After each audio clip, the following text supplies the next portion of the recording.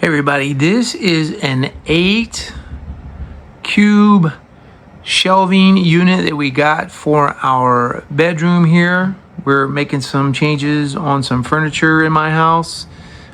So we're going to be using this in place of a dresser that we had that was a mix match piece in our house. So my wife put this together. We have some more of these, slide out baskets here. We have some more of these ordered.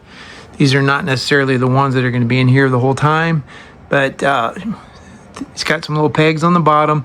What she said is that it was fairly straightforward to put together. Now, it did come in a box, and that also that it's pretty heavy, fairly sturdy. So for being, a piece that you put together, she was pleased that it's sturdy. So you can see this one's got the wood grain, fake wood grain top, and we've also got, a darker shade right here. So we're gonna be able to put clothes here, baskets, baskets to put socks and whatever else in, right? So if you're looking for something like this is what we got today. This is what we're gonna use at my house, and maybe it'll work for you.